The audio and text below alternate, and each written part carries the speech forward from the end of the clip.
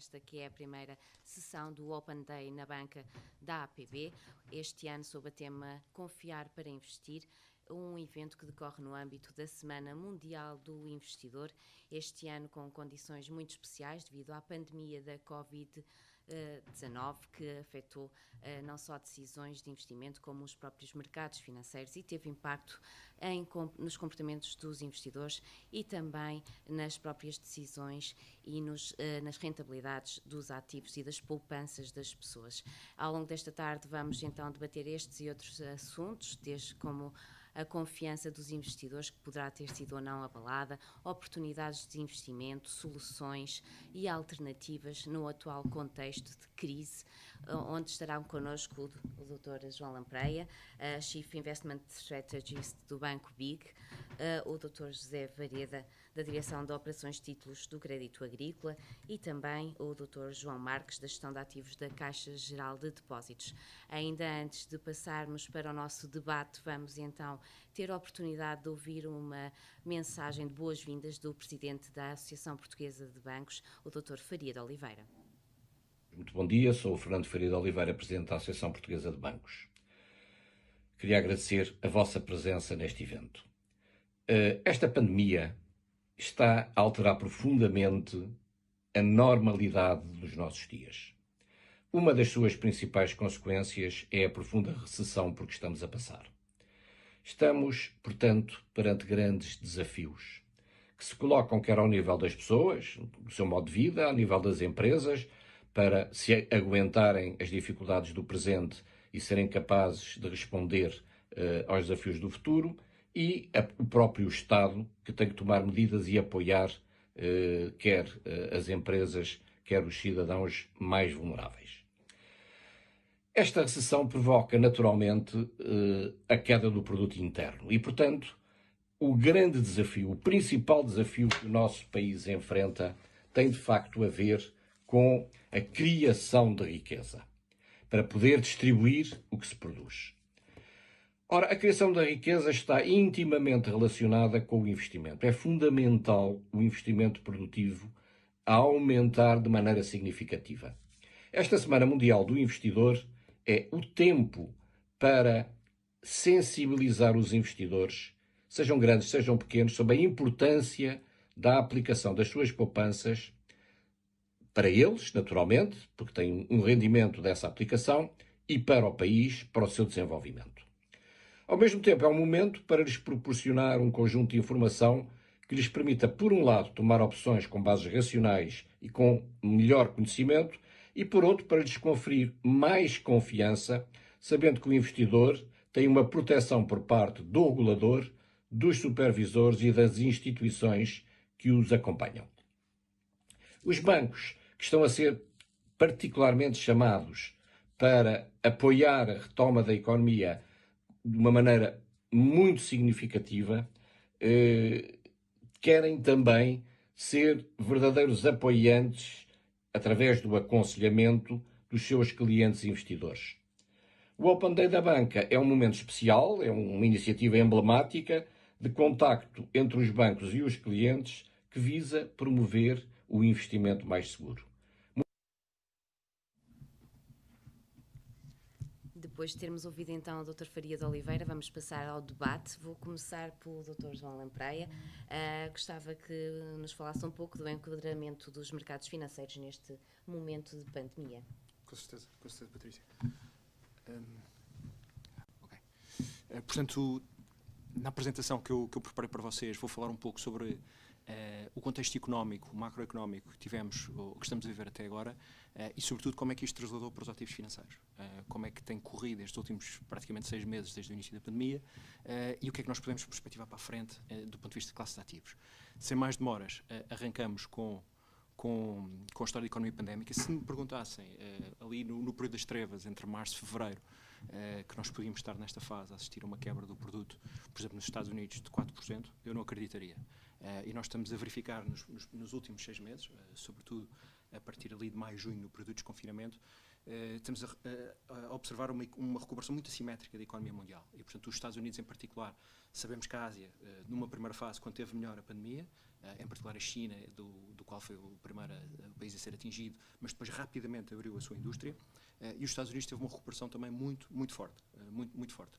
A Europa, por exemplo, os dados que nós apresentámos aqui, desde a OCDE ao FMI, o que nós vemos para 2020 é que estamos a assistir a uma queda, enfim, nos Estados Unidos, a economia americana à volta de 4% do PIB, na economia europeia entre 7% a 10% do PIB, sendo que dentro da Europa há também uma ligeira assimetria. Portanto, temos economias core, nomeadamente a Alemanha, com uma componente mais cíclica e industrial, a recuperar mais depressa, e países como Itália, Espanha, Portugal, que dependem mais da economia de serviços, de turismo, etc., obviamente estão a ficar para trás. Mas o lado bom desta situação, infelizmente nós somos os laggards neste contexto, mas o lado positivo é que, de uma forma geral, a economia mundial está a recuperar acima das expectativas numa fase inicial. Por exemplo, nos últimos 3 meses há um indicador muito interessante, que é o indicador de surpresa económica, tanto na Europa como nos Estados Unidos, e nós podemos dizer que desde 2008, 2009, que um conjunto de indicadores compósitos nunca bateu com tanta veemência as expectativas do mercado.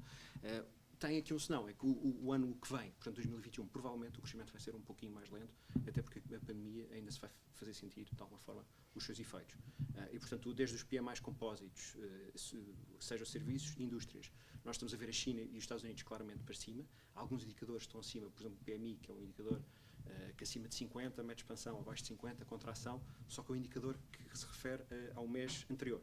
E, portanto, para a economia, por exemplo, recuperar em V e atingir uma capacidade, por exemplo, de 55 ou 60 que teve no passado, provavelmente teria que ter um PMI compósito de 55, 60, 65, sucessivamente, alguns meses. E, portanto, tivemos uma recuperação em V destes PMIs ali entre março e maio, mas isso não quer dizer que a economia tenha recuperado em V. E, portanto, vimos aí muitos indicadores a recuperar depressa e também temos indicadores avançados contra indicadores atuais que estão a expressar uma grande divergência também ao nível recorde que tivemos em 2008. Significa que as condições de sentimento atuais, tanto a nível do consumo como das empresas de investimento, estão muito em baixo, balizadas em baixo, mas as expectativas é que elas recuperem rapidamente. E isto no mercado financeiro já se está a fazer sentir, a economia real demora um pouco mais a passar para a frente.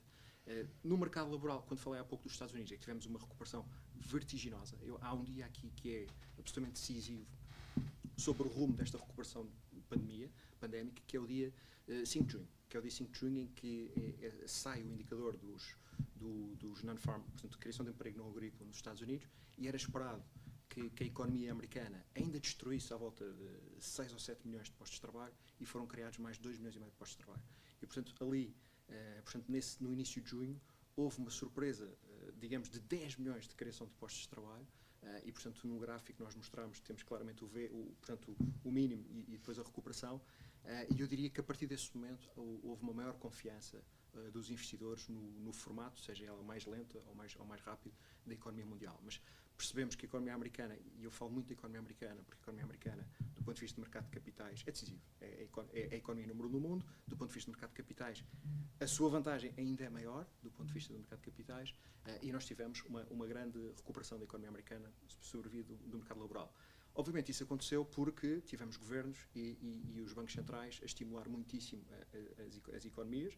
Nos Estados Unidos, por exemplo, não há tantos estabilizadores automáticos como há aqui as prestações de subsídio de desemprego, etc. E há muitas outras prestações de apoio que nós temos já estabilizadas. Nos Estados Unidos foram criadas quase de raiz, algumas delas, e, portanto, o que aconteceu é que o dinheiro fluiu muito rapidamente para as famílias e para as empresas e a poupança disparou. A poupança disparou, sendo que, por exemplo, os indicadores de massa monetária referem isso mesmo, só que a circulação dessa massa monetária dentro da economia, as pessoas, as empresas não estão ainda a investir, portanto, como estavam atrás, e as famílias também estão, digamos, a guardar o dinheiro. E, portanto, a poupança está a níveis recorde, a massa monetária está a níveis recorde, mas a velocidade de circulação, e isto é um desafio para a frente, essa circulação pode, de alguma forma, acelerar nos próximos meses.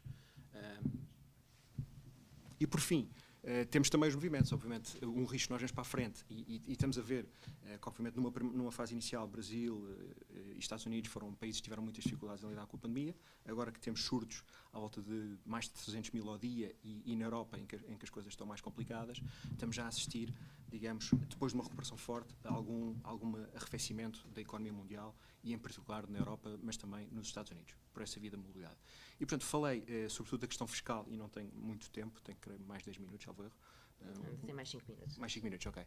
E, portanto, do ponto de vista da questão fiscal, nós tivemos portanto, um apoio sem precedentes. Nós temos um gráfico que analisamos de 2008 contra 2020 e temos um apoio à volta de superior a 10% do PIB, tanto na Europa como nos Estados Unidos, o que compara, que é mais do dobro do que, por exemplo, houve em 2005. Em cima disto temos garantias públicas, diferimentos, moratórias, etc. E, portanto, temos do ponto de vista fiscal um grande apoio e só observarmos a contribuição líquida, por exemplo, na Europa foi tudo um bocadinho muito por si, cada um por si, cada Estado por si, depois foram criados mecanismos dentro do apoio europeu e agora mais recentemente no Next Generation EU e também do orçamento plurianual, mas isto vem para mais de 2021.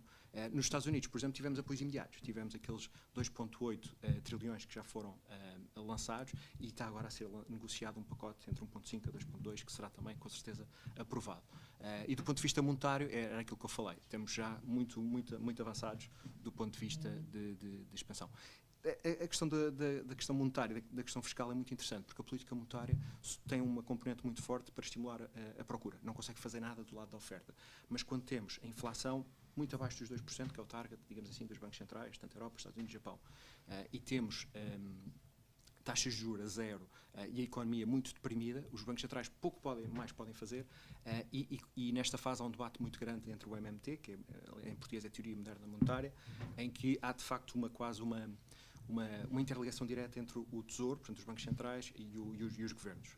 E, portanto, há uma certa monetização direta, que no caso do Japão e dos Estados Unidos isso é mais ou menos explícito. Na Europa, obviamente, não é explícito, mas isso está a acontecer. Portanto, porque, de facto, apenas por via de corte de impostos e aumento da despesa é que se consegue estimular a economia ao nível que ela está. Os bancos centrais, as armas têm poucas armas para a frente. E do ponto de vista de mercado, agora para terminar a minha apresentação, nos ativos financeiros o que nós vimos é que foi uma recuperação muito assimétrica. Estados Unidos e Ásia, do ponto de vista de mercado de capitais, subiram de forma muito acentuada e em termos setoriais foi uma grande expressão. Sobretudo tivemos tecnologia, tivemos retalho eletrónico, etc. E também na Europa tivemos esta questão. Por exemplo, tivemos banca, viagem e lazer, que continuam a cair entre 30% a 40% ao ano, e temos outros setores que estão muito valorizados. O setor tecnológico é particularmente crítico, sobretudo nos Estados Unidos, porque temos 5 ou 6 empresas, as chamadas FANG, mais a Microsoft, que valem quase 25% do S&P, e, portanto, há aqui um movimento de excessiva concentração do índice com estas 5 empresas, e é por isso que o índice S&P, que já não reflete tanto a economia americana como um todo, mas reflete este nicho de empresas. O Nasdaq, por exemplo, se todas as empresas do Nasdaq 100 valessem tipo 100 avos e, portanto, contribuíssem de forma igual para o índice, o Nasdaq hoje estaria a subir 15% e, na verdade, está a subir 30% por causa destas 5 empresas. E, portanto, eu acho que os riscos de uma bolha especulativa do setor tecnológico são exagerados, mas é algo que nós estamos a olhar com particularmente atenção, sendo que setembro foi um mês bastante interessante, porque depois de um rally extraordinário desde os mínimos de março, e depois também tivemos um verão quente com stock split da Apple, Tesla, estas coisas assim, o setor tecnológico em setembro caiu quase 6%. Muito mais do que, por exemplo, as small caps, o S&P agregado. E, portanto, nós vemos isto mais como um fenómeno idiosincrático, isolado do setor tecnológico, e não como algo que fosse um cliff, ou seja, um precipício do ponto de vista económico. E vimos estas correções do setor tecnológico como algo positivo. Para a frente, estamos a ver o mercado também muito correlacionado com o câmbio e também com uma correlação, há uma grande autocorrelação dos índices das empresas. O câmbio, por exemplo, o dólar tem vindo a cair, agora estabilizou, recuperou um bocadinho, mas há muito uma lógica do dólar, o safe haven, portanto o risk off. Quando há risk off o dólar sobe, quando há risk on o dólar desce, e se nós pensarmos para a frente que há um desequilíbrio estrutural das finanças públicas e da balança comercial norte-americana, e é porque se Biden, por exemplo, ganha as eleições americanas, o dólar tenderá provavelmente a depreciar mais. Isso cria riscos, nomeadamente para a Europa, e o que é que o Banco Central pode fazer para não deixar que o euro vá por aí acima, mas do ponto de vista de correlações que nós estamos a ver com os ativos financeiros, nós podemos ter os mercados de ações continuar a subir com o dólar a cair. E, portanto, também temos um gráfico muito interessante, que é já quase para perto do fecho, entre a importância de permanecer investido. E temos aqui colegas meus que vão falar da volatilidade e da diversificação, etc. Mas se nós atentarmos na importância de termos estado sempre investidos neste período de queda, de colapso e depois de recuperação, Se tivermos, por exemplo, perdido, teoricamente, um exercício abstrato, as 3 ou as 5 melhores sessões, o S&P estaria hoje entre os 2.200 pontos e os 2.600 pontos, quando está muito mais perto dos 3.200. E, portanto, estamos a falar de uma diferença de mais de 20 pontos percentuais se nós estivéssemos aqui a flutuar as nossas posições no mercado. E é aqui uma lição importante, que mesmo em períodos de crise é muito importante permanecer investido, porque nós não adivinhamos nem mínimos nem máximos, e é importante, obviamente, balizar as ponderações, mas permanecer investido no mercado. Nas taxas de juros, vimos as taxas de juros a colapsar para praticamente zero, Estados Unidos também, e isto obviamente cria aquela situação dos acrónimos que se usam no mercado, que é o TINA, que não há alternativa às ações, e o FOMO, que é o medo de perder a subida das ações. E, portanto, com as taxas de juros a zero, a rentabilidade das ações em relação às obrigações é muitíssimo interessante, e também os cash flows descontados dos cash flows das empresas para a frente dos modelos de avaliação também valorizam. E, portanto, as ações tendencialmente beneficiam com este duplo efeito de taxas de juros bastante baixas. E para fechar, temos também as commodities, em que o ouro e a prata, que de certa forma têm alguma correlação entre elas, recuperaram de forma muito forte, e também com o dólar a desvalorizar, com a reserva de valor, da FCMs americanos, etc. E temos o crudo, por exemplo, que ficou muito para trás, o WTI chegou a estar a valores negativos, o Brent também valorizou pouco, e, portanto, o crudo é, por exemplo, nas últimas recessões, nas últimas 10 recessões mundiais, o crudo é um grande sinal de recuperação. Nesta fase, talvez, porque há este paradigma de shift energético, o crudo possa já não ser tão relevante assim, mas é interessante verificar como as commodities também, não só dentro do mercado de ações, também refletem uma grande dispersão. E para fechar, eu diria só que em termos de riscos e oportunidades, há uma série de fatores que são ricos, desde o agravamento da pandemia, o Brexit, o ciclo eleitoral nos Estados Unidos, proteccionismo e a concentração do setor tecnológico que nós vimos atrás, mas estes riscos correspondem também a oportunidades. Por exemplo, na questão pandémica, obviamente, temos vacinas e tratamentos a correr, sobretudo os tratamentos, de forma bastante rápida. A vitória, eventualmente, do Biden pode recentrar os Estados Unidos na ordem global do ponto de vista de multilateralismo, energia, etc. Este plano de estímulos que vai ser negociado nos Estados Unidos parece-me que é uma questão de tempo até ser aprovado, e, portanto, é a questão da liquidez, os acrónimos, ou seja, ações face ao resto, e temos também uma possibilidade de uma expectativa de recuperação cíclica mais forte no próximo ano. E o que é que isto significa?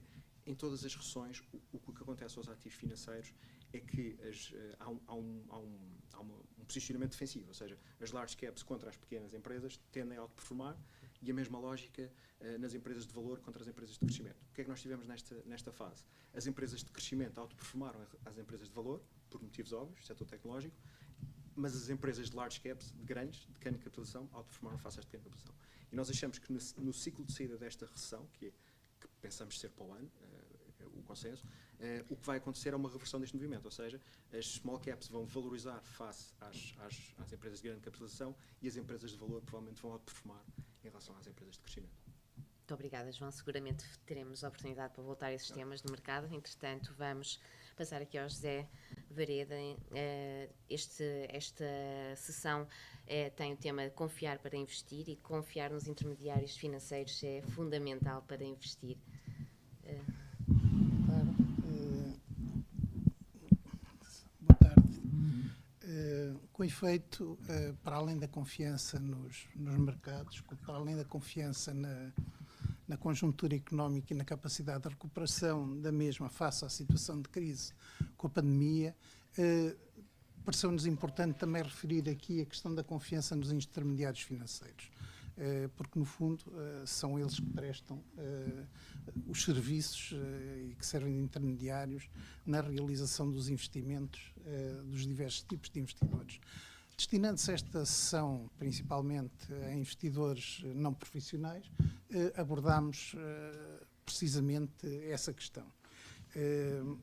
Com efeito, nas diversas vertentes da prestação dos serviços de investimento, destacando-se aqui principalmente a recepção e transmissão e execução de ordens, a consultoria para investimento e a gestão de carteira para instrumentos financeiros, há um conjunto de deveres que foram reforçados, nomeadamente com a Diretiva dos Mercados e Instrumentos Financeiros, de MIF II, que está transposta para a Ordem Jurídica Nacional.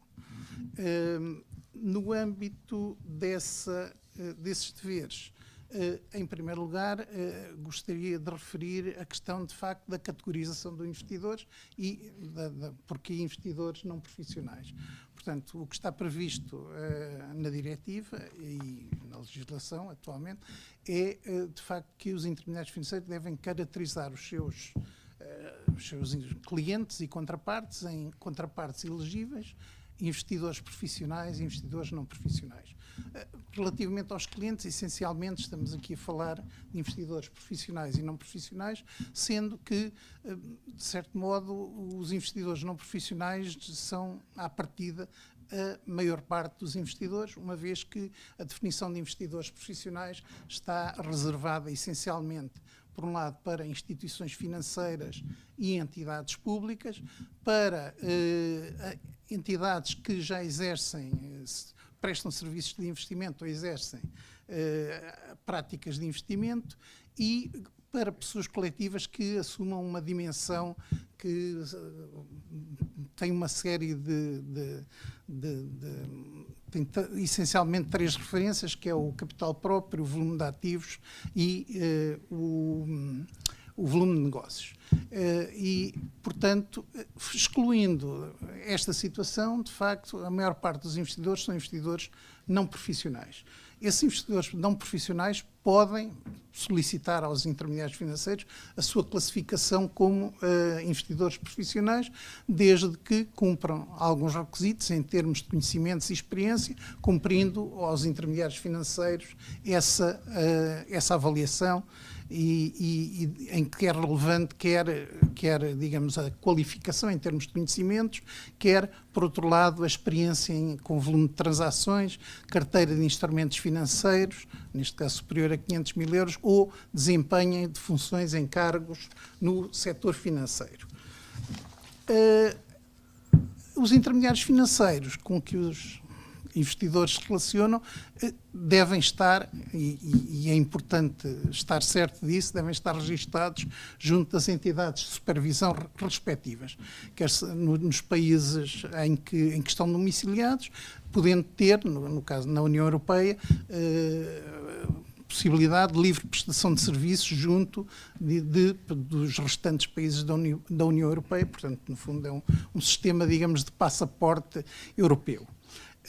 Para esse registro, que pode ser verificado nomeadamente no site da CMVM, mas para esse registro, esses intermediários financeiros devem cumprir uma série de obrigações em termos de organização, que assegure que os seus procedimentos de registro, isso que são de ordens, são corretamente, estão preparados para os executar, que asseguram a salvaguarda de bens de clientes, que asseguram a prevenção do branqueamento de capitais e financiamento de terrorismo e também, em termos gerais, a proteção de dados pessoais dos clientes e ainda questões relacionadas com as políticas desculpem, ainda a referir aqui só a questão da formação, que assegurem a formação dos colaboradores com quem os clientes se interagem e que é também, digamos, obrigatório que esses colaboradores tenham uma formação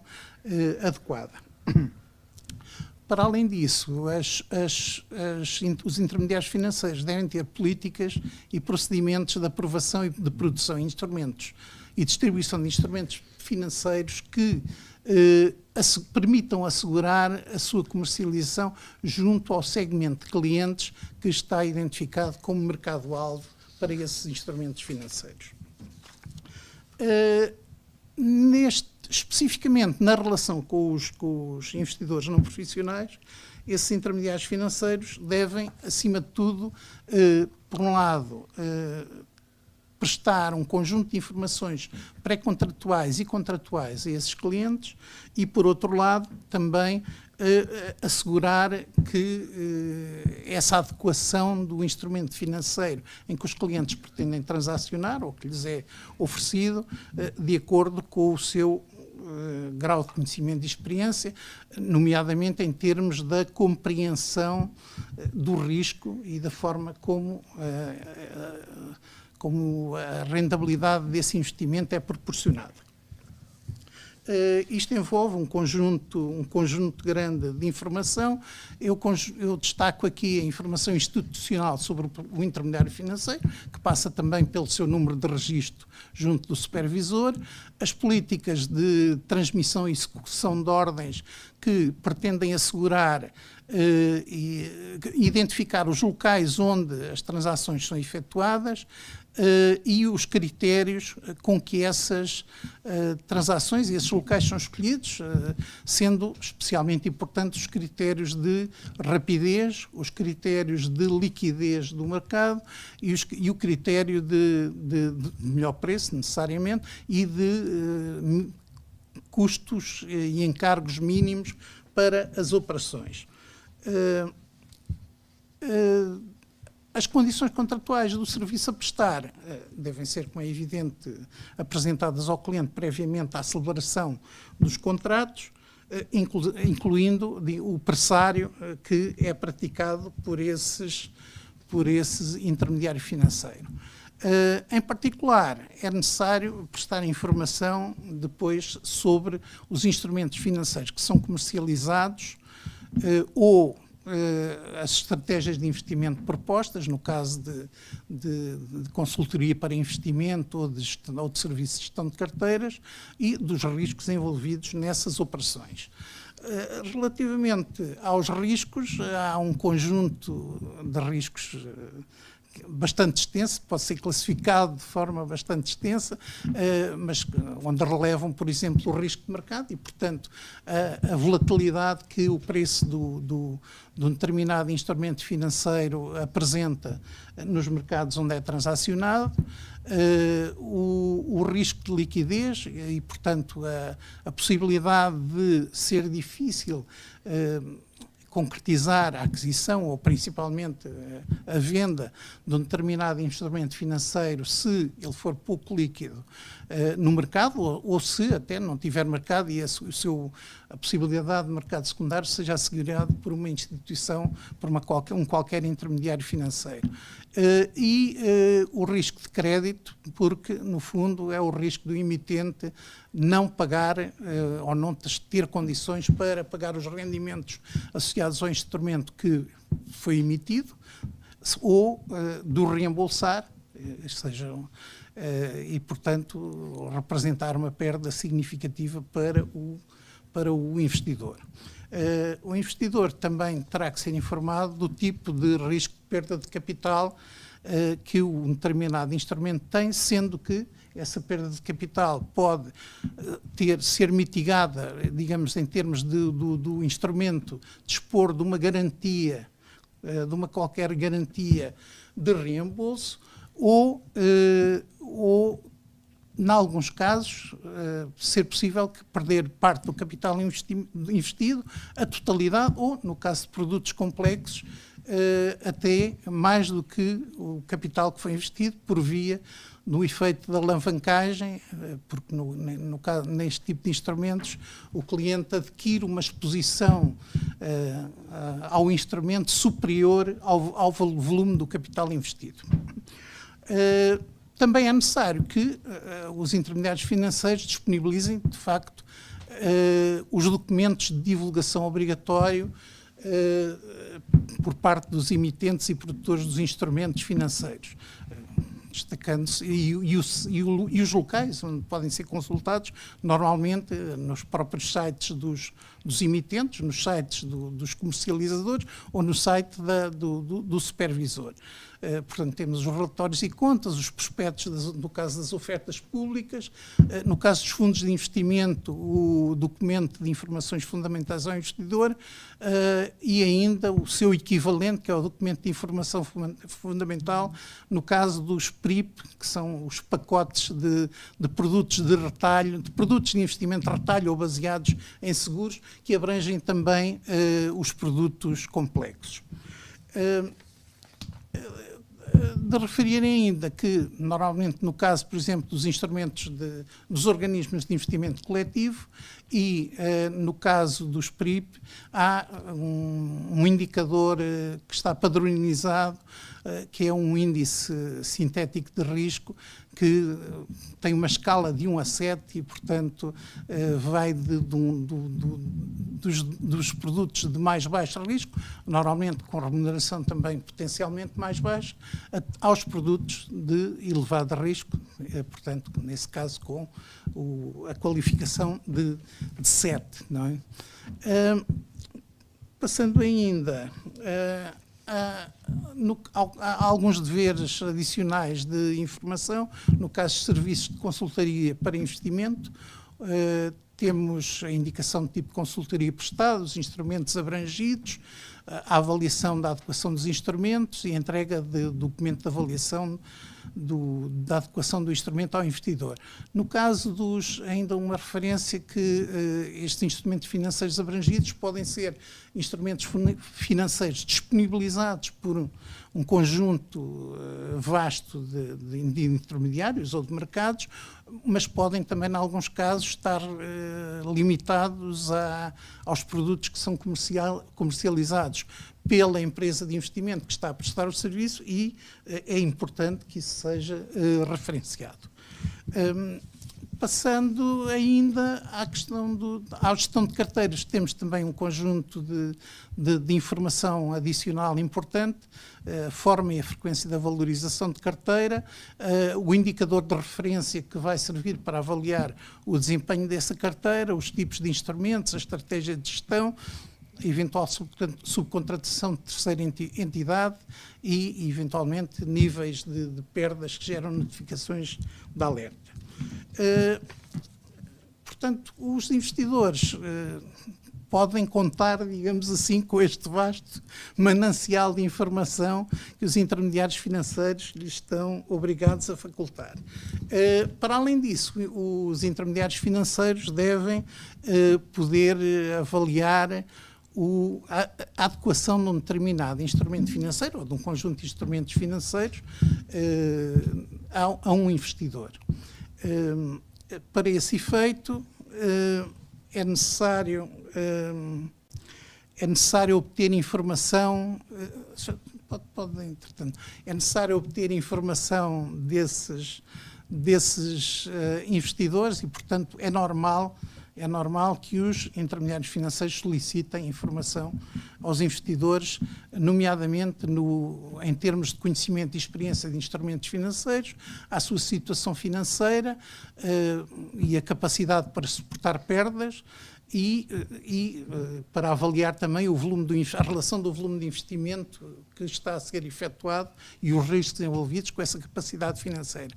Aos objetivos de investimento, o horizonte temporal, se visa um rendimento numa situação de reforma, se visa uma aquisição futura de um determinado bem e se esse investimento ou esse aforro se destina a esse fim. E, finalmente, a apetência ao risco desses investidores, que normalmente são classificados entre conservadores ou prudentes, não é, até agressivos, não é, passando por um grau de moderado. Portanto, essa tolerância ao risco tem, no fundo, a ver com a capacidade do investidor permanecer investido num determinado instrumento financeiro, apesar, digamos, de poder incorrer e, durante alguns períodos, estar sujeito, devido à volatilidade do instrumento, a perdas potenciais. E, portanto, é importante que o investidor tenha essa compreensão e esteja preparado para o efeito. No caso da pura recepção de ordens, por iniciativa do ordenante, não é necessário determinar esta adequação do instrumento ao investidor, mas isso deve ser informado ao cliente e, portanto, ele deve ter consciência desse efeito, dessa situação. Ainda uma referência também a que na prestação dos serviços de aconselhamento financeiro ou de gestão de carteiras esta necessidade de informação relativamente do cliente é ainda, digamos, mais, eu diria, mais exaustiva, não é? Na medida que está em causa um aconselhamento ou um mandato para uma estratégia mais extensa e que vai ser prosseguida no tempo. Já agora, obrigado. No caso, eu ainda aqui referir em primeiro lugar, já falámos aqui em produtos financeiros complexos, eu pedi só para passar mais 2 slides, se for possível. Não, são menos um, desculpe. Na classificação dos instrumentos em complexos e não complexos, e de facto essa classificação tem a ver com questões do risco de perda em que os produtos, com que os produtos se caracterizam ou com a forma como o seu rendimento é determinado. Portanto, nos casos em que a determinação do rendimento é direta, isto é, através de uma taxa de juros, por exemplo, ou através de uma cotação direta do instrumento no mercado regulamentado, e em que o risco de perda é relativamente reduzido, esses produtos são classificados como não complexos. No caso dos instrumentos cujo rendimento resulta da evolução de outros ativos, de fórmulas de determinação do rendimento mais ou menos complexas, e onde pode haver risco de perda de capital significativo, ou como já referi, até superior ao montante de investimento, temos produtos complexos. Como exemplos, temos normalmente, no caso dos produtos não complexos, as ações que são transacionadas em mercado regulamentado ou, por exemplo, as obrigações que não incorporam derivados. No caso, estou quase no fim. No caso dos produtos complexos, temos principalmente, por exemplo, obrigações que tenham derivados subjacentes ou derivados em geral, futuros, opções, ou então os direitos ou algumas unidades de participação em fundos de investimento, especiais de investimento. E eu pedia só então para referir que, no caso da transação pela primeira vez de um instrumento financeiro complexo, o intermediário financeiro tem obrigatoriamente que inquirir o cliente sobre a sua capacidade de compreensão desse instrumento, portanto, em termos de nível de conhecimentos e experiência, em termos de volume, concretamente de volume e frequência de transações realizadas sobre o instrumento, sobre se o cliente já desempenhou atividade numa empresa de investimento, por exemplo, e, portanto, é importante que os clientes prestem essa informação, porque senão, digamos, o intermediário também ficará incapacitado de efetuar essa avaliação e terá que transmitir isso mesmo ao cliente. Bom, eu espero que isto sirva um pouco para dar uma indicação daquilo que os investidores não profissionais devem esperar dos intermediários financeiros e que isso permita reforçar a sua confiança neles. Muito obrigada, José, aqui a fazer-nos um retrato bastante completo dos deveres dos intermediários financeiros. Passar agora a palavra ao Dr. João Marques, que nos vai falar um pouco sobre os mercados financeiros, os princípios e as sugestões alternativas de investimento. Ora bem, boa tarde a todos. Obrigado, antes de mais, pelo convite e pela excelente organização deste evento, que eu acho que é muito útil para nos conectarmos com diferentes investidores, classes de investidores. Normalmente os mercados e a economia parece que vivem num mundo à parte e esta é uma oportunidade para nós tentarmos esclarecer aqui algumas questões mais prementes que hoje em dia se verificam.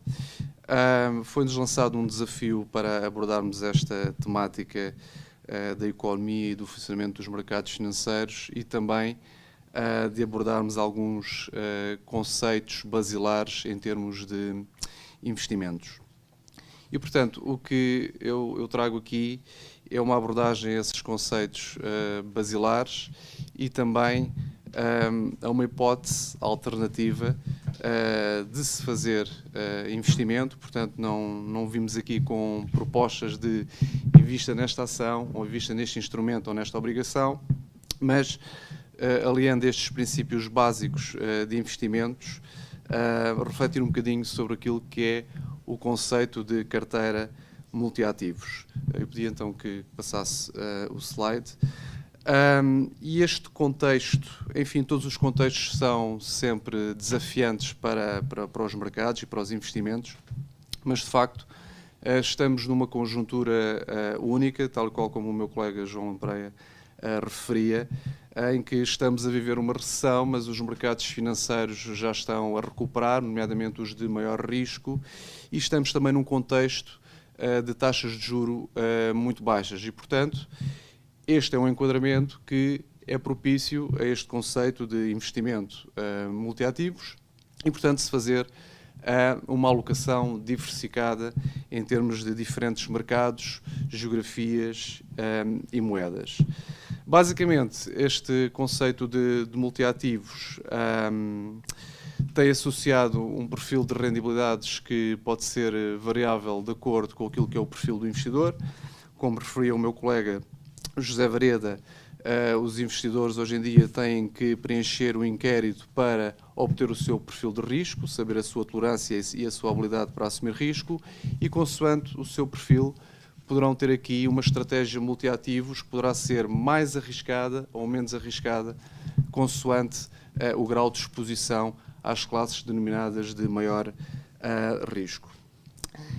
Normalmente costuma-se dizer que em mercados de capitais não há almoços grátis, mas nós que somos agentes desta indústria sabemos que existe um conceito que vale a pena os investidores aproveitarem, que é o conceito de diversificação do risco. Se fizermos um investimento em diferentes instrumentos ou classes, nós conseguimos eliminar parte do risco específico e assim chegar a uma solução onde não conseguimos eliminar o risco sistemático, ou seja, todo o risco que afeta os mercados, mas conseguimos chegar a uma solução, a uma estratégia que possa ser a mais eficiente no que respeita à relação entre risco e retorno. Mais uma vez, também refiro que não vimos aqui partilhar ideias ou soluções para ganhos rápidos e amanhã. As estratégias ganhadoras em mercado são aquelas que demoram tempo e, portanto, como vamos ver nos slides mais à frente, é ao longo do tempo que estas estratégias vão acumulando rendibilidades que resultam não só da apreciação de capital dos ativos, como também da vertente de rendimentos ao nível de dividendos que são pagos e de cupons. E, como todos nós sabemos, o efeito tempo é benéfico para os mercados e, portanto, com o decorrer do horizonte temporal, a probabilidade de se obter sucesso nestas estratégias é superior. No slide seguinte, nós temos aqui um exemplo daquilo que é uma estratégia multiativos que investe nas principais classes, e por principais classes subentenda-se ações e obrigações. Depois, ao nível destas classes, temos os segmentos ou as geografias, portanto, ações americanas, ações europeias, ações de mercados emergentes. Na classe de obrigações, ou também denominada de rendimento fixo, poderemos considerar as obrigações do Tesouro, as obrigações da dívida privada, vulgo crédito, de grau de investimento, ou seja, de menor risco, ou de grau especulativo, e também outras classes alternativas, como por exemplo as matérias-primas, e outras que não trouxemos aqui, como por exemplo o imobiliário ou as infraestruturas, sendo que aqui já não estamos tanto ao nível do mercado de capitais. Este é um exemplo mais ou menos representativo daquilo que é a carteira de mercado global com as principais classes de ativos aqui enumeradas. Nos slides seguintes, nós vamos fazer aqui um pequeno exercício com grafismos, considerando uma estratégia multiativos investida nesta classe, em que o peso das ações, ou seja, da classe de maior risco, é de 40%. E como os espectadores podem ver nesta matriz, o que nós temos são as rendibilidades anuais nos últimos 14 anos dos principais mercados, com a cor azul a significar a classe de maior risco e a cor a cinzento escuro a significar a classe de menor risco. a branco temos a estratégia multiativos. E o que nós podemos ver ao longo deste período, que abarca algumas crises económicas e financeiras, é que uma estratégia diversificada primou por ser mais consistente do que aquilo que são designados os investimentos monoativos. E, portanto, neste período, temos a registar em 2 anos 2 rendibilidades negativas, mas em anos de calendário em que, de facto, os mercados tiveram rendibilidades muito medíocres. Mas o que podemos ver é que um investimento no monoativo, claramente, é algo que nós designamos de todo o terreno, porque em alturas em que os mercados, como podem ver na matriz, os mercados de ações corrigem 30% ou 40%, uma estratégia deste género pode dar retornos muito mais atrativos. A seta a cinzento demonstra a variabilidade do investimento ou da rendibilidade do mercado de ações europeu. A seta azul representa a evolução do monoativo, da estratégia multiativos. Como podem ver, é mais estável ao longo do tempo. Passando de slide, então, focando-nos numa estratégia de investimento de 40% ações, 20% ações e 60% ações, ou seja, 3 perfis de risco, o que é que nós podemos ver nesta evolução desde o início de 2006? Que, de facto, como o meu colega João Lampreia referia, devemos estar sempre investidos. Se não houver uma necessidade de monetização imediata do investimento por uma razão qualquer extraordinária, vale a pena estar investido no mercado de capitais, de uma forma diversificada, e esta evolução demonstra isso mesmo. Veja-se a crise de 2008, veja-se a crise de 2011 ao nível dos soberanos europeus, veja-se o período de 2015-2016 em que tivemos o Brexit, os receios de recessão na China, a eleição de Donald Trump, veja-se o final de 2018 em que tivemos o receio de subida de taxas de juros a nível global e veja-se o período do Covid em 2020. E o que acontece é que os mercados de capitais têm volatilidade, e essa volatilidade está patente nesse gráfico, mas de facto as recuperações são relativamente rápidas. E o que podemos inferir daqui é que num espaço de 2, 3, 5 anos, consoante a estratégia tenha menor ou maior risco, os ganhos ou as perdas são recuperadas. Portanto, as perdas são recuperadas e voltamos a novos ganhos. E quem esteve investido num período de 10, 15 anos no mercado de multiativos, no mercado de capitais, retirou claramente dividendos dessa estratégia. Já agora podemos ver aí na parte direita de cima do gráfico como os mercados rapidamente corrigiram em função dos receios da crise epidémica, mas também rapidamente recuperaram e praticamente estas estratégias já estão em níveis máximos. Se pudermos passar então de slide, se faz favor. Uma questão muito importante hoje em dia com que os investidores se deparam, e se calhar alguns dos nossos espectadores dever-se lembrar da fase em que vivíamos um período de taxas de juros muito elevadas e, portanto, aplicações de tesouraria ou tradicionais tinham associados taxas de juros ou juros elevados. Hoje em dia estamos num contexto em que as taxas de juros estão praticamente a zero. É expectável que os bancos centrais permaneçam com estas políticas monetárias ultra-expansionistas nos próximos anos e, portanto, é expectável que as taxas de juros, quer de curto prazo, quer também de longo prazo, que estão associadas às taxas diretoras decretadas pelos bancos centrais, continuem em níveis muito baixos. O que significa que a remuneração de depósitos vai ser também muito baixa face à história. O que nós temos neste gráfico é a mesma evolução das estratégias, das 3 estratégias multiativos, comparada com uma série obtida a partir de taxas praticadas pelo sistema financeiro português, portanto, obtida do Banco de Portugal, taxas de juros até 1 ano para particulares, e também um índice com base na inflação harmonizada da área euro. E o que podemos ver é que, ao longo do tempo, as rendibilidades brutas, portanto, isto é um exercício, rendibilidades brutas dos índices de referência que compõem estes multiativos, superam claramente as rendibilidades obtidas das aplicações tradicionais e a própria inflação. Falou-se aqui neste fórum do conceito do capital garantido ou investimento sem risco. Em 2020, todos nós sabemos que esses conceitos não são 100% verdadeiros e, por outro lado, mesmo uma aplicação num depósito a prazo, numa instituição financeira que seja de elevado risco de crédito, de baixo risco de crédito, aliás, pode haver aqui um problema de, eu não diria perda de capital, mas de erosão de capital. Porquê?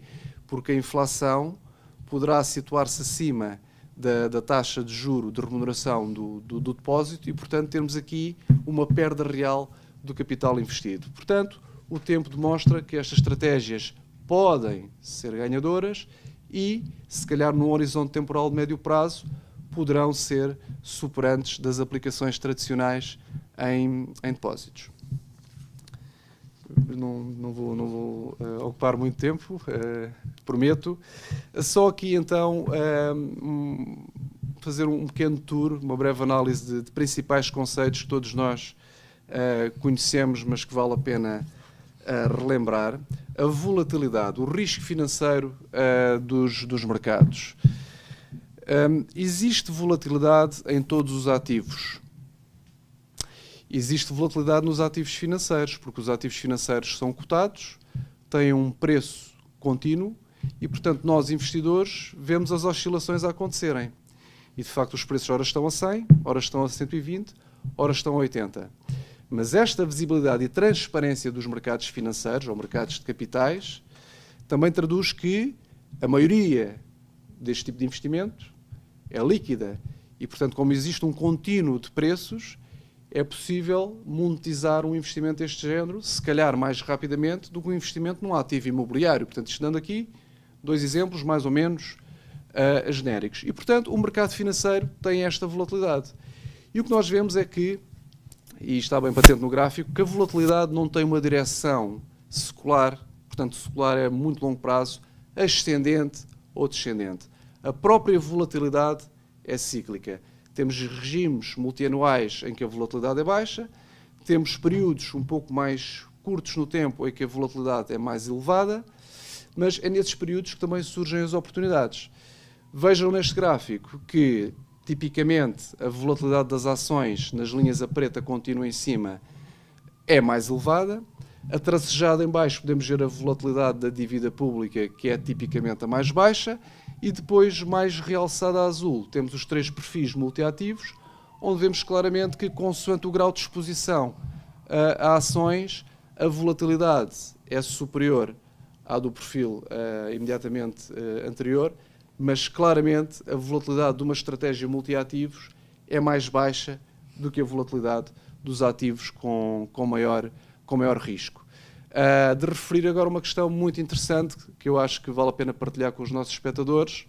Reparem que quando a volatilidade sobe em todos os ativos, sobe nas ações e sobe na dívida pública. Tipicamente, há uma relação inversa entre a evolução do preço e a volatilidade de um ativo, nomeadamente um ativo de risco. Quando a volatilidade aumenta, significa que os preços poderão estar a cair. Mas no caso das obrigações do Tesouro, de referência, como por exemplo as obrigações do Tesouro americanas ou alemãs, quando a respectiva volatilidade aumenta, tipicamente as yields poderão estar a cair e, com isso, o preço das obrigações poder-se-á estar a valorizar.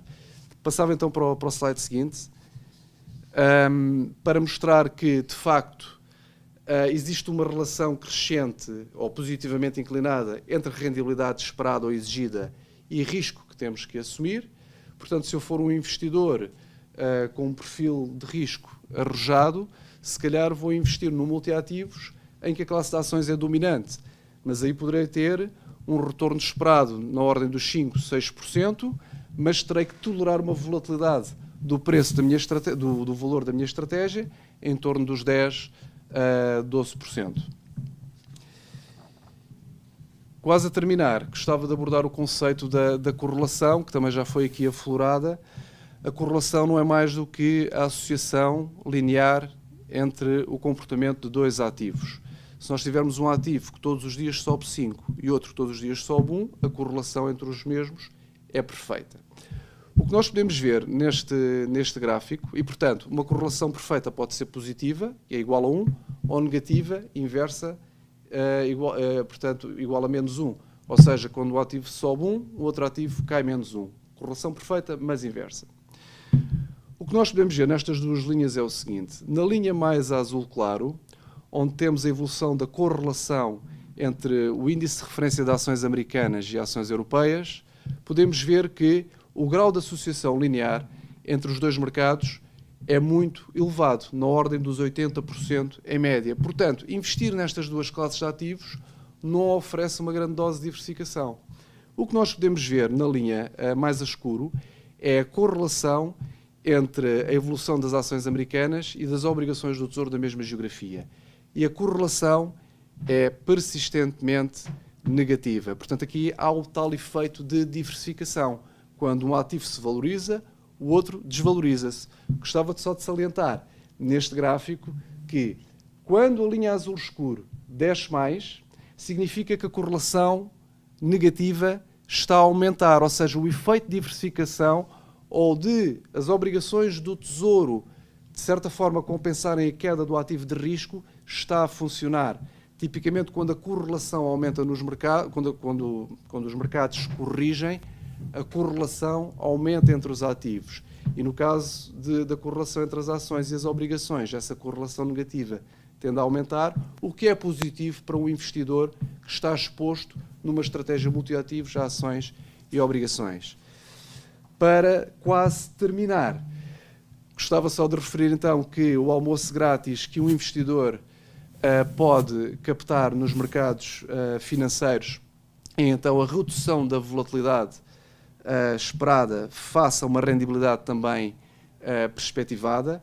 O que nós temos nesta tabela para os três perfis de exposição a ações é aquilo que é a volatilidade de uma estratégia diversificada, depois ao meio aquilo que seria simplesmente a média ponderada das volatilidades, se não houvesse efeito de correlação baixa, e depois a diferença, ou seja, ao combinarmos vários ativos, conseguimos descer de forma significativa o risco que vamos ter presente na gestão do nosso portfólio. E, finalmente, para terminar, gostava só de exemplificar graficamente que o tempo corre a favor do investimento em mercado de capitais. Se queremos ter ganhos consistentes, então temos que estar expostos a vários ciclos económicos ou várias fases do próprio ciclo económico e de mercados. Como vimos, como o João Lampreia referiu e o José Vareda também, temos alturas em que os mercados corrigem, mas essas alturas são muito rápidas no tempo, e temos outras fases que são de anos em que os mercados de ações se valorizam. Portanto, vale a pena ter alguma tolerância ao risco visível, à evolução das cotações, mas saber que no médio prazo a história mostra que uma estratégia diversificada de investimento nas principais classes de ativos supera as aplicações tradicionais, e especialmente no ambiente atual, onde se perspectivam taxas de juros nulas, eu penso que é propício não pôr os ovos todos no mesmo cesto, mas ter alguma exposição em mercado de capitais e de forma diversificada. Muito obrigado. Muito obrigada, João. De facto, todos referiram a questão de investir no longo prazo, de manter objetivos claros. Este é ainda um dos problemas dos investidores portugueses, não conseguem ter uma perspectiva de longo prazo e, há menor problema, tendem a resgatar o seu dinheiro, seja de fundos, de outros investimentos. É este um dos problemas? Sim, eu se calhar podia começar. Acho claro. que eu estou na área de gestão de fundos e claramente nós temos notado que em fases de maior turbulência dos mercados, em que o ano 2020 é um exemplo ímpar, alguns investidores, é normal, denotam alguma preocupação. E o conselho, recomendação que demos ao longo destes meses e que continuamos a dar, é que numa perspectiva de médio prazo faz sentido estar investido para cumprir com os objetivos financeiros de médio e longo prazo que o próprio investidor tenha. E, por outro lado, quem teve capital disponível nas alturas de maior instabilidade de mercado, em março e abril, onde pessoas como o João Lampreia e eu também, que acabo por ter funções semelhantes, conseguimos expurgar um pouco a emoção e estudar o que se diz na gíria os prémios de risco, o valor relativo entre os mercados, e se calhar perceber que já há algo muito negativo que está descontado e, portanto, pode haver aqui valor. O que nós aconselhámos foi quem tivesse capital disponível na altura para começar a ganhar alguma exposição ao mercado, deveria fazê-lo. E quem estava mais preocupado e quisesse sair do mercado de capitais, que esperasse algum tempo que poderia sair em alturas melhores. E neste contexto, apesar de não valer a pena pensar muito se deve entrar amanhã, hoje ou daqui a uma semana, constituir uma posição nesta fase em mercados de forma diversificada, neste contexto de taxas a zero, eu acho que é muito importante para quem tem desafios e responsabilidades financeiras no futuro. Essa é a única alternativa para quem queira, de facto, rentabilizar as suas poupanças no momento em que produtos mais conservadores praticamente não rendem e as perspectivas são que assim se mantenham? Portanto, eu falei aqui em conceitos genéricos, portanto, o conceito de multiativos que envolve o investimento no mercado como um todo. Portanto, clientes que têm um perfil de risco menor, provavelmente serão levados ou investirão em ativos que tipicamente têm menor volatilidade, como são as de obrigações. E neste contexto é possível que não tenham grandes ganhos de capital porque as taxas já estão muito baixas. Portanto, se pensarmos nas yields das obrigações do Tesouro, é difícil antecipar que caiam 2, 3, 4 pontos percentuais a partir dos níveis atuais. Mas, por outro lado, também não me parece que no contexto em que os bancos centrais sinalizam que as políticas monetárias vão continuar expansionistas durante muito tempo, que tenhamos aquilo que se designa um sell-off, que é uma subida forte das taxas de juros e, portanto, quem está investido nesses produtos conservadores a sofrer perdas de capital. Portanto, tendo em conta o contexto atual de mercados, eu diria que as aplicações mais conservadoras, a começar no extremo do conservadorismo, que são as aplicações tradicionais que oferecem praticamente zero, se investirmos em obrigações de boa qualidade creditícia e de prazos curtos, também vamos obter yields baixas, nulas ou até negativas. Portanto, e este é o propósito hoje em dia das autoridades monetárias e até fiscais. No fundo, é baixar as taxas de juro, retirar ativos de menor risco do sistema, entre aspas, e fazer com que os investidores assumam mais risco e aloquem investimentos em classes como ações. Mas isto não é simplesmente uma mecânica para fazer com que isso aconteça, porque de facto, como o João Lampreia referia e muito bem, se as taxas de juros descerem e se nós tivermos a visibilidade que vão continuar baixas durante algum tempo, então o valor atual daquilo que as empresas poderão gerar futuro, o valor atual dos cash flows futuros, aumenta. E, portanto, não é à toa que os mercados de ações também sobem. Eu acho que é uma altura muito propícia para o investimento em mercado de capitais.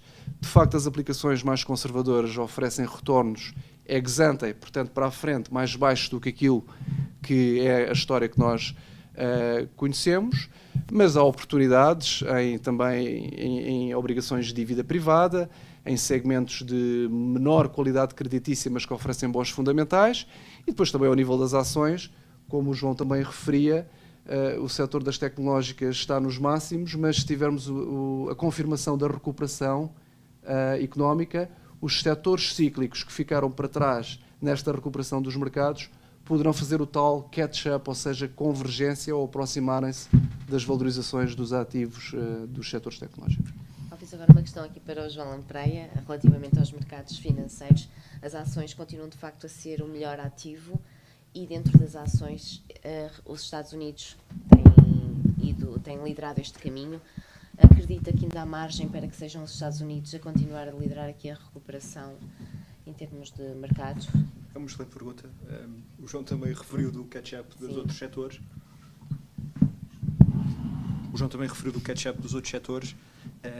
E se nós pensarmos nos últimos 10 anos, os Estados Unidos foi um modo de performance ímpar. Um investidor que tivesse exposto simplesmente ao mercado de capitais americano, por exemplo, um S&P teria feito 250% de retorno em 10 anos, até 2020. Provavelmente se estiver exposto a um MSCI World, provavelmente teve um retorno muito baixo, muito baixo. E, portanto, os Estados Unidos liderou, a liderança dos Estados Unidos não vem de agora. É verdade, está muito interligada com o setor tecnológico. E, portanto, se o setor tecnológico, por acaso, ficar para trás no próximo ano, que é algo que nós até acreditamos, eventualmente podemos ter aqui, finalmente, uma outperformance ou de emergentes ou da Europa, até em relação ao mercado de capitais norte-americano. Mas, quer dizer, não acredito que o mercado de capitais norte-americano vá para baixo e os outros vão para cima. Acho que isso é impossível. Eu acho que um investidor que queira ter exposição a ações tem que estar indubitavelmente exposto ao setor norte-americano, ao mercado de ações norte-americano. Não quer dizer que seja, obviamente, o setor tecnológico. Porque nós olhamos, por exemplo, para o setor financeiro e vemos que na Europa, tanto nos Estados Unidos, os títulos estão muitíssimo deprimidos. E também os setores cíclicos, como o João referiu. Mas acho que, pela sua gênese, acho que os Estados Unidos acaba por ser um mercado extraordinário do ponto de vista de diversificação do mercado de capitais, o próprio tecido enfim, de renascimento do tecido económico.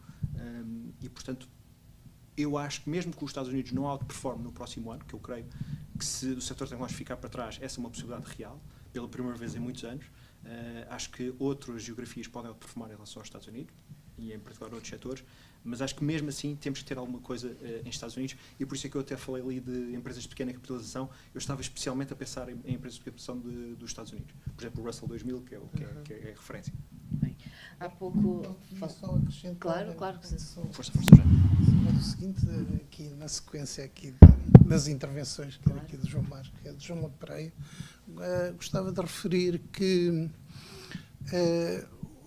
os investidores não profissionais cobrem realidades muito diferentes. Há investidores com conhecimentos, com graus de conhecimento e experiência muito diferentes nos instrumentos financeiros. E as estratégias, digamos, e em princípio o ideal não serão apostas, digamos, apostas com o caráter quase de apostas apenas num determinado instrumento financeiro ou num determinado tipo de instrumento. E é para isso que, até por questões de dimensão e capacidade de diversificação de investimento, que é um conceito essencial, de facto, para minimizar os riscos no investimento nos mercados financeiros, é sempre relevante recorrer ou, eventualmente, e quando tem capacidade para isso, em termos de dimensão, à gestão de carteiras profissional, ao aconselhamento, à consultoria financeira profissional, ou então investir em instrumentos que eles, por si só, já representam a prossecução de políticas de investimento, estratégias de investimento deste ano, como sejam, por exemplo, fundos de investimento que estão orientados precisamente para situações de fundos de multiativos, como já foram aqui referidos pelo João Marques, e eu acho que é importante ter esta questão por um lado, da diversificação e, por outro lado, da confiança, digamos assim, em quem tem normalmente o conhecimento e a capacidade para efetuar melhor essa gestão, para que os investidores, claro, não excluo que haja investidores com capacidade em termos de dimensão e de conhecimento, capazes de o fazer por si só, mas não será a generalidade das situações. No universo português, em que de facto a maior parte das pessoas mantém o seu dinheiro em produtos como depósitos e certificados, essas opções são as melhores neste momento, por exemplo, estratégias diversificadas e gestão de carteiras? Eu, secundando aqui o que o João Marques já disse, diria isso precisamente, não é?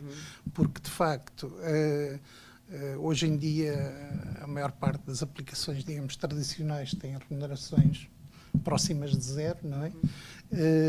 E mesmo algumas situações de obrigações de baixo nível de risco também tem esse tipo de remuneração e, portanto, para um cliente, para um investidor que pretenda, digamos, ter de facto um tipo de rendimento um pouco mais elevado, embora aceitando correr algum risco, desde que de facto com medidas de proteção e de diversificação mais adequadas possível, é recomendável de facto seguir, nomeadamente nos casos em que há instrumentos que oferecem, digamos, essa possibilidade ou digamos, cedem essa estratégia aos clientes, desde que, de facto, também os custos associados não sejam, nomeadamente porque há sempre custos de gestão e também não sejam elevados, e o investidor terá que equacionar essa situação.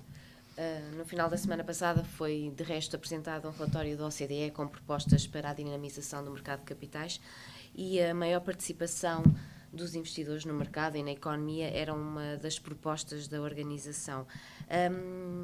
Este é, de facto, um tema que tem atraído alguma atenção nos últimos anos, mas tem sido sempre difícil trazer os investidores, os portugueses, para outro tipo de investimentos. O que é que está aqui a falhar? É a literacia financeira? São os benefícios fiscais? Outro tipo de apoios? Como é que se pode inverter esta tendência e tornar os portugueses, enfim, de alguma forma mais dinâmicos no investimento? Bom, de facto, um problema que enfrentamos em muitos casos, né, é uma situação que é reconhecida de alguma iliteracia nos mercados financeiros. E de facto, essa situação é preocupante e precisamente essa situação obriga às melhores práticas por parte dos intermediários financeiros. As medidas de dinamização do mercado de capitais que têm vindo a público terão sempre, digamos, um alcance que é, digamos, a não ser, digamos, algumas políticas de tipo fiscal, mas que não, eu diria que não têm sido muito referenciadas a esse nível, não é? Mas pelo menos tudo que contribua para uma maior formação dos investidores, tudo o que contribua para um alargamento das escolhas de investimento que estão à sua disposição e também que facilite ainda, digamos, o acesso aos instrumentos financeiros é uma questão, é algo que parece que é relevante. Claro. Não sei se temos tempo. Temos mais um bocadinho.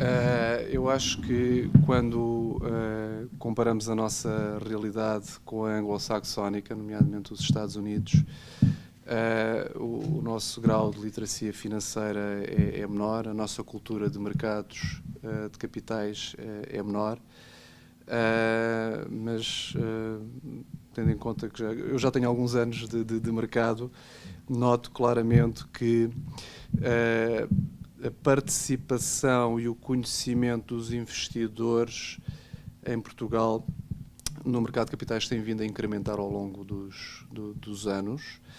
Não nos podemos esquecer que o mercado de capitais em Portugal, democratizado para 20, 30 anos, nos Estados Unidos já tem muitos anos, portanto estamos aqui a fazer ainda uma convergência.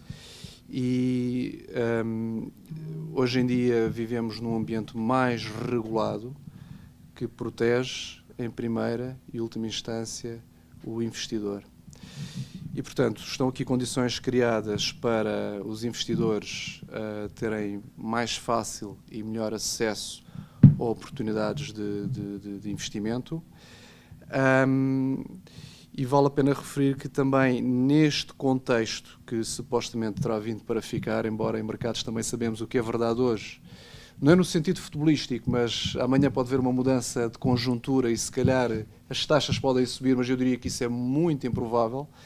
Em Portugal sempre tivemos uma cultura, e também tenho essa experiência de contacto com alguns clientes, de se procurar a taxa, qual é a remuneração que esse investimento me dá. E em mercado de capitais nós não podemos garantir, nem devemos, não seria honesto da nossa parte, passar a mensagem a um cliente que a remuneração vai ser 3%, 2% garantidamente.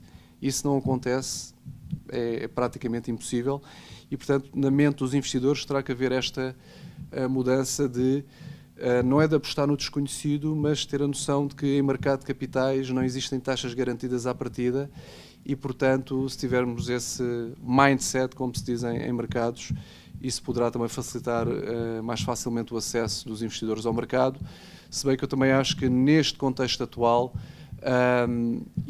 portanto, quando falamos em clientes, mesmo não profissionais ou não qualificados, estamos a falar de investidores individuais, estamos a falar de instituições, de empresas, portanto, agentes muito diferenciados e cada caso é um caso, mas para quer particulares, quer instituições cumprirem com os seus desígnios ou objetivos financeiros futuros, terão que ir ao mercado de capitais, através do investimento financeiro, terão que ir ao mercado de capitais à procura de investimentos que tenham potencial para gerar retorno que seja condizente com essas necessidades ou objetivos ou restrições financeiras que tenham no futuro. Portanto, eu acho que o caminho tem sido positivo em Portugal. Temos espaço para crescer. A culpa não é dos investidores, a culpa é bilateral, é também dos agentes de mercado. Nós, investidores profissionais, se calhar temos que abordar o cliente com menos linguagem de jargão e com algo que seja mais entendível. Portanto, é um trabalho comum que eu acho que está a ser feito e esta iniciativa é prova disso. E, portanto, sim, há margem para progressão dos dois lados, estamos no bom caminho, acho que estamos melhor do que há 10, 15 anos atrás, estamos mais regulados, a regulação protege o cliente em primeira e última instância. João, não sei se quer acrescentar alguma coisa em relação a este tema. Sim, posso acrescentar, mas tanto o José como o João já referiram quase tudo. Eu, do lado dos clientes, portanto, tanto os não profissionais como os profissionais, o que eu noto também nos últimos 10 anos, isto independente da natureza do mercado de capitais português, há claramente um menor viés doméstico. Não é? Tipo, nós vimos a crise de 2008 e a crise de 11-12, e nós hoje claramente temos uma percepção enfim, depois também fomos assolados com alguns problemas em Portugal, com algumas empresas grandes para o nosso mercado, seja na banca como nas telecomunicações, e havia de facto claramente um grande viés doméstico. Por exemplo, esses dois eventos vieram retirar. E eu acho que, apesar de tudo, há também esta percepção de rentabilidade e dos investidores que querem estar expostos ao ciclo económico, e há esta já consciência de grande parte dos investidores não profissionais que as ações com multiativos, como o João referiu, são de facto um excelente paradigma para estar exposto, porque obviamente não podemos estar, nós já somos portugueses, não podemos estar só expostos ao risco do ciclo económico português, queremos também ter um ciclo económico mais global e, portanto, esta na lógica da diversificação, da volatilidade, multiativo, eu acho que nos últimos 10 anos nós evoluímos muito nessa consciencialização de menor viés doméstico. Isto para não falar das idiosincrasias do mercado português, mas acho que do ponto de vista de cliente, mesmo não profissional, evoluiu muitíssimo. Muito obrigada a todos. Creio que já esgotamos aqui o nosso tempo. Só em modo de resumo, falamos do estado dos mercados, o impacto da pandemia, como é que as autoridades, desde os Estados Unidos até a Europa, responderam a esta crise com estímulos monetários e orçamentais bastante elevados, as alternativas de investimento e de poupança para quem quer rentabilizar o seu dinheiro e que terá que optar aqui por uma estratégia de maior diversificação e também numa lógica de maior longo prazo. Tendo em conta também aqui uma grande evolução que já tem existido no mercado nacional. Damos então por encerrada esta sessão do Open Day na Banca.